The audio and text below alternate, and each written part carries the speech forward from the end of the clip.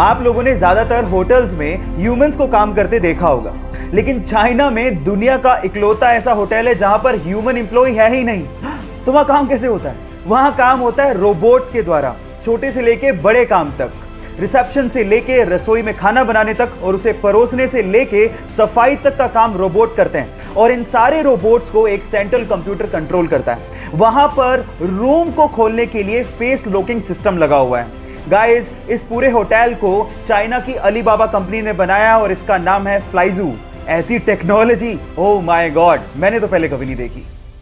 अक्सर इंडिया में जब छोटे बच्चों को ओवरलोड किया जाता है तो उनके आसपास के लोग, इवन पेरेंट्स भी ये कहना शुरू कर देते हैं कि तो बहुत छोटा है, इस पे इतना प्रेशर देना ठीक नहीं है।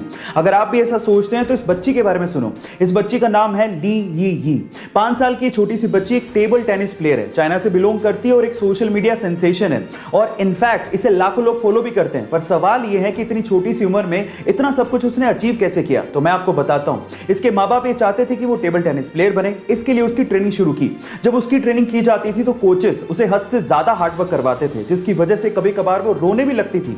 लेकिन कभी भी उसके माँ बाप ने और कोचेस ने उसे इमोशनल सपोर्ट दिया ही नहीं, क्योंकि वो जानते थे कि इमोशनल सपोर्ट देने से वो वीक हो जाएगी। और आज उस बच्ची को देख के कोई भी कह सकता है कि वो फ्यूचर में एक टेबल टेनिस स्टार बनेगी। गाइस, आप लोग याद रखिए कि कुछ पाने के लिए कुछ खोना पड़ता है, इसलिए डू वर्क हार्ड।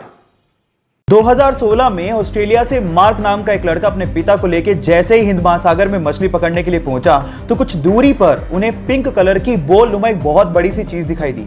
शुरू में तो उन्हें लगा कि शायद कोई नाव पलट गई है, लेकिन थोड़ा पास गए तो समझ में आया ये नाव तो नहीं है, लेकिन बहुत अजीब सी चीज थी।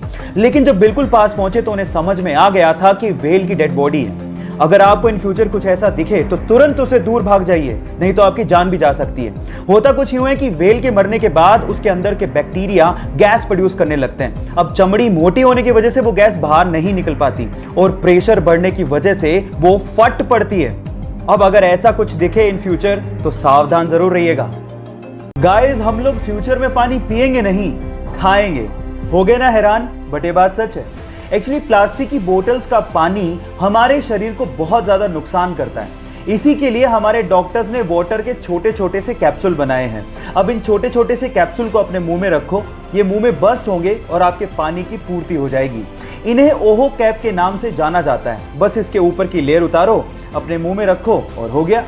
इस वंडरफुल डिस्कवरी के लिए एक लाइक तो बनता है। एक बार 4 लड़के मुंबई घूमने गए और वहां पर उन्होंने एक टैक्सी भाड़े पे की। एक्चुअली उस टैक्सी के ड्राइवर सरदार जी थे। अब हुआ कुछ यूं कि बोरियत की वजह से वो चारों लड़के जोक्स क्रैक करने लगे और उनमें से कुछ जोक्स सरदारों पर थे।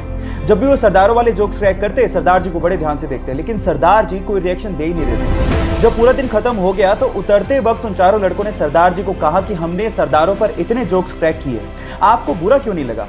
तो उन्होंने तब भी कोई जवाब नहीं दिया और 100 रुपए देते हुए कहा कि अगर तुम्हें पूरी मुंबई में कोई सरदार भिखारी मिल जाए तो उसे मेरी तरफ से 100 रुपए दान कर देना। वो चारों लड़के पूरे दिन मुंबई घूमते रहे, लेकिन उन्हें कहीं सरदार भिखारी दिखाई नहीं। तब उन्हें समझ में आ गया कि हम मजाक जरूर उड़ाते हैं, लेकिन इससे मेहनती लोग होते भी नहीं हैं। गाइस, इन सरदारों के लिए एक हार्ट तो बनता है।